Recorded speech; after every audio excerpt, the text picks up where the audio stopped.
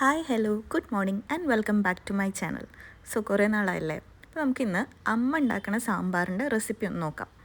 അപ്പോൾ അതിനായിട്ട് ഒരു ചെറിയ കുക്കർ എടുക്കുക. അതിലേക്ക് നമ്മൾ ആദ്യം ആഡ് ചെയ്യേണ്ടത് പരിപ്പാണ്. അപ്പോൾ സാമ്പാർ പരിപ്പ്. അപ്പോൾ സാമ്പാർ പരിപ്പ് നമ്മുടെ വീട്ടിൽ എത്ര ആൾക്കാരുണ്ടെന്നനുസരിച്ച് നമുക്ക് ക്വാണ്ടിറ്റി മാറ്റാം. ഓക്കെ, അപ്പോൾ നമ്മളിവിടെ ഒരു കൈയളവിലാണ് എടുക്കുന്നത്. അമ്മ അങ്ങനെ എടുക്കുന്നത് കൊണ്ട് എനിക്ക് അങ്ങനെയാണ് പറയാൻ പറ്റുക. സോ അമ്മ ഒരു 3 കൈയാണ് ജനറലി എടുക്കാറ്. അപ്പോൾ 3 കൈ പരിപ്പ് നമ്മൾ കുക്കറിലേക്ക് ഇടുക. അതിനുശേഷം ഈ പരിപ്പ് നന്നായിട്ട് കഴുകിയിട്ട് വരാം.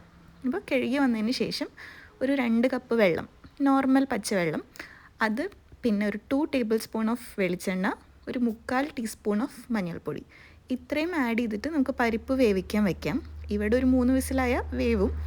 പിന്നെ നമുക്ക് വേണ്ടത് ഇത്രയും സാധനങ്ങളാണ്. അത് എന്ത് ചെയ്യാനാണെന്ന് നമുക്ക് വഴിയെ പറയാം. അപ്പോൾ ആദ്യം ഒരു പാൻ വയ്ക്കുക.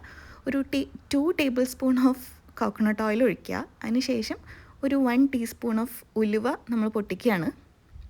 അപ്പോൾ ഉലുവ നന്നായിട്ട് പൊട്ടി വരുമ്പോൾ ഒരു 1 ടീസ്പൂൺ കടുകും കൂടെ ആഡ് ചെയ്തിട്ടുണ്ട്. കടുകും നന്നായിട്ടൊന്ന് പൊട്ടട്ടെ.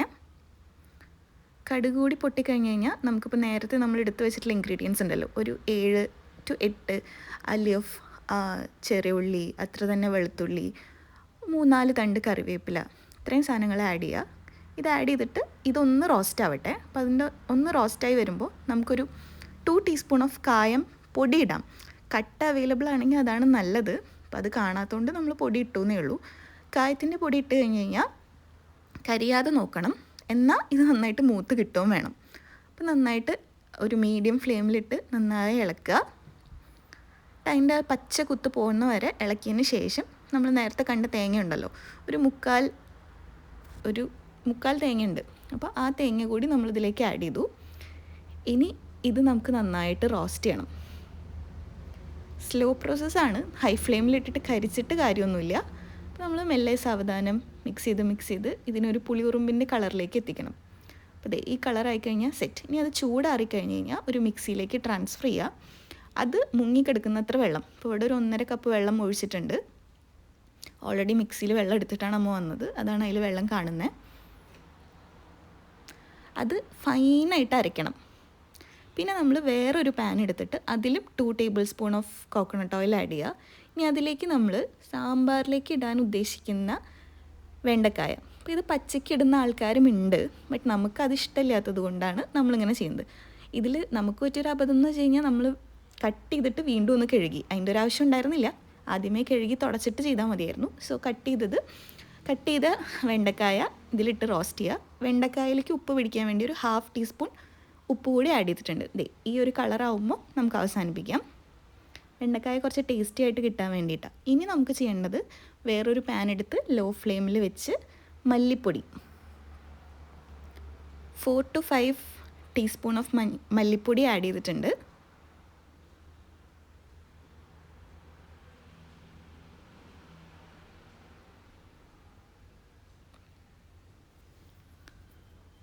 ഒരു 5.5 അത്രയും മുളക് പൊടിയും കൂടി ആഡ് ചെയ്തിട്ടുണ്ട്. ഇതെന്താ പറയാത്തത് എന്ന് വെച്ച് കഴിഞ്ഞാൽ ഇതൊക്കെ ഓരോരുത്തരുടെയും പ്രിഫറൻസാണ്. ഇപ്പോൾ നമ്മൾ ഉണ്ടാക്കുന്ന പോലെ ആയിരിക്കില്ലല്ലോ മറ്റുള്ളവരുണ്ടാക്കുന്നത്.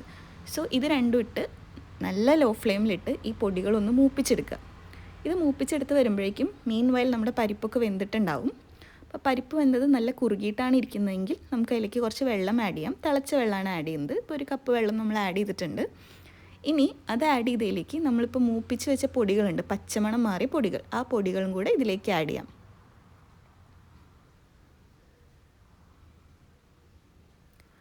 അത് ആഡ് ചെയ്തതിന് ശേഷം നന്നായി മിക്സ് ചെയ്യുക. ഇപ്പോൾ ഇതിൻ്റെ കളർ മാറുന്നത് കാണാൻ ഭയങ്കര രസമാണ്. ഇനി നമുക്ക് സാമ്പാറിലേക്ക് നമ്മൾ എന്തൊക്കെ കഷ്ണങ്ങളാണോ ഇടാറ് അതെല്ലാം ആഡ് ചെയ്യാം. അപ്പോൾ നമ്മളിവിടെ കുമ്പളങ്ങ, ക്യാരറ്റ്, ഉരുളൻകിഴങ്ങ്, മുരിങ്ങക്കായ ഇതൊക്കെയാണ് ആഡ് ചെയ്യുന്നത്. ഇതൊക്കെ ഓരോരുത്തരുടെയും ഓരോ നാട്ടിലെയും പോലെ ഡിഫറെൻ്റ് ആയിട്ടിരിക്കും. നമുക്ക് പൊതുവേ ഇഷ്ടമുള്ള കഷ്ണങ്ങൾ മാത്രം ആഡ് ചെയ്യുക, അല്ലെങ്കിൽ ലഗേജ് വേണ്ട എന്നുള്ള സ്ഥിരം ഡയലോഗ് കേൾക്കേണ്ടി വരും.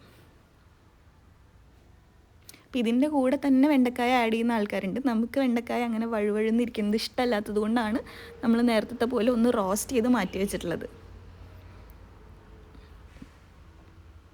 നമ്മുടെ കഷ്ണങ്ങളൊക്കെ ആഡ് ചെയ്ത് കഴിഞ്ഞ് കഴിഞ്ഞാൽ ആ കഷ്ണങ്ങളൊന്ന് വേവുന്ന വരെ നമ്മൾ വെയിറ്റ് ചെയ്യണം.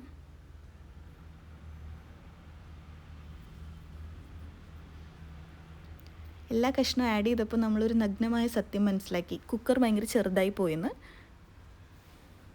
ഇനി നമ്മൾ ഇതുവരെ വെണ്ടക്കായിൽ മാത്രമേ ഉപ്പിട്ടിട്ടുണ്ടായിരുന്നുള്ളൂ. സോ കഷ്ണങ്ങൾ ആഡ് ചെയ്ത സ്ഥിതിക്ക് നമുക്ക് കുറച്ച് ഉപ്പ് കൂടെ ആഡ് ചെയ്യാം. ഉപ്പൊക്കെ നമ്മളുടെ ടേസ്റ്റ് അനുസരിച്ചിട്ടാണ്.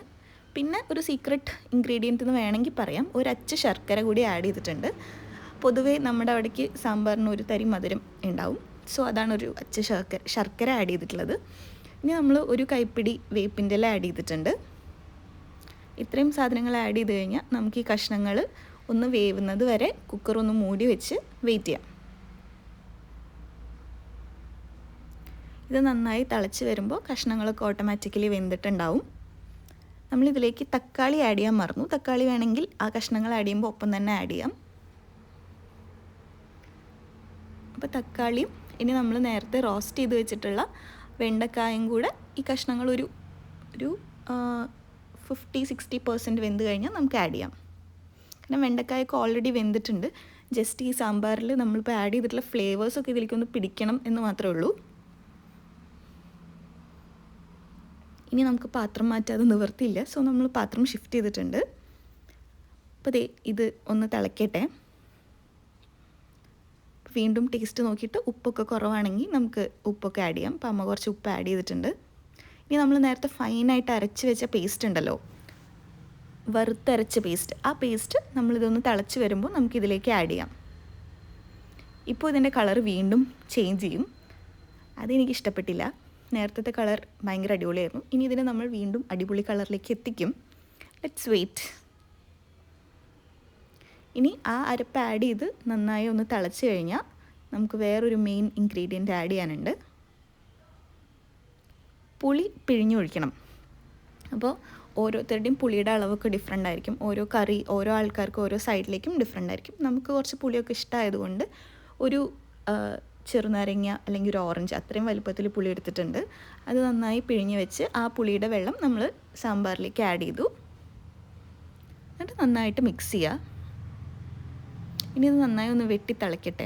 ഇത് തിളച്ച് വരുമ്പോൾ ഇതിൻ്റെ കളറ് അടിപൊളിയായിട്ട് വരും.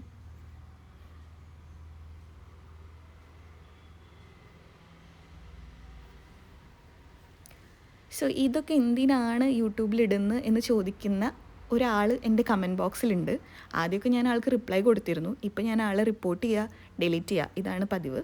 ഇതെന്തിനാന്ന് വെച്ച് കഴിഞ്ഞാൽ എനിക്കും എൻ്റെ അനിയത്തിക്കും എപ്പോഴെങ്കിലും നോക്കിയിട്ട് അമ്മ ഉണ്ടാക്കുന്ന പോലത്തെ സാമ്പാർ ഉണ്ടാക്കണം എന്ന് തോന്നുകയാണെങ്കിൽ നമുക്കതുണ്ടാക്കാൻ വേണ്ടിയിട്ടാണ് ഞാനിത് പോസ്റ്റ് ചെയ്യുന്നത്. ഇത് താങ്കളുടെ ഇൻഫോർമേഷനിലേക്ക് വേണ്ടിയിട്ട് പറയുന്നതാണ്. സോ ഇത് തിളച്ച് വന്നിട്ടുണ്ട്. Look at the colour. അപ്പോൾ അടിപൊളി കളറായി നല്ല മണം വന്നിട്ടുണ്ട്. ഇനി നമുക്ക് വേണമെങ്കിൽ കുറച്ച് മല്ലിയില ചോപ്പ് ചെയ്തത് കൂടി ആഡ് ചെയ്യാം. നല്ലതായതുകൊണ്ടാണ്. ഇതൊക്കെ ഭയങ്കര ഓപ്ഷണലാണ്, വേണമെങ്കിൽ മാത്രം ആഡ് ചെയ്താൽ മതി. സോ അത് നന്നായി തിളച്ച് വന്നു കഴിഞ്ഞാൽ അതങ്ങോട്ട് മാറ്റി വെച്ചിട്ട് നമുക്കിതൊന്ന് താളിക്കാം. അപ്പോൾ താളിക്കാൻ വേണ്ടി ഒരു പാൻ വയ്ക്കുക. ഒരു 1.5 table spoon of coconut oil. അത് നന്നായിട്ട് ചൂടായിട്ട് വരട്ടെ. അത് ചൂടായി വരുമ്പോൾ ഒരു 1/2 ടീസ്പൂൺ ഉലുവ ഒന്ന് പൊട്ടിക്കഴിയുമ്പോൾ നമുക്ക് കടുക് ആഡ് ചെയ്യാം.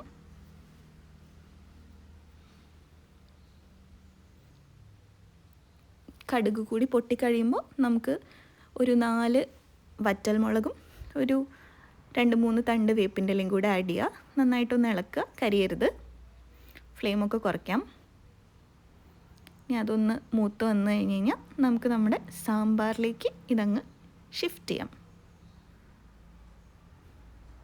ഇത്രയായി കഴിഞ്ഞാൽ നമുക്ക് ഗ്യാസൊക്കെ ഓഫ് ചെയ്യാം കേട്ടോ, അല്ലെങ്കിൽ കരിഞ്ഞു പോവും. ദേ നമ്മുടെ സുന്ദരനായ സാമ്പാർ ഇരിക്കുന്നു. അപ്പോൾ ദേ അതിലേക്ക് നമ്മൾ താളിക്കൽ കൂടി ആഡ് ചെയ്തിട്ടുണ്ട്. Look at that. ഇനി എന്താ, നല്ല അടിപൊളി ചൂട് ചോറിൻ്റെ മേലെ ഒഴിക്കുക. ഒരു പപ്പടം, കുറച്ച് മോര്, ഒരു ഫിഷ് ഫ്രൈ. അടിപൊളി, വേറെന്ത് വേണം? So if you like my video, do like, share and subscribe. Thank you for watching.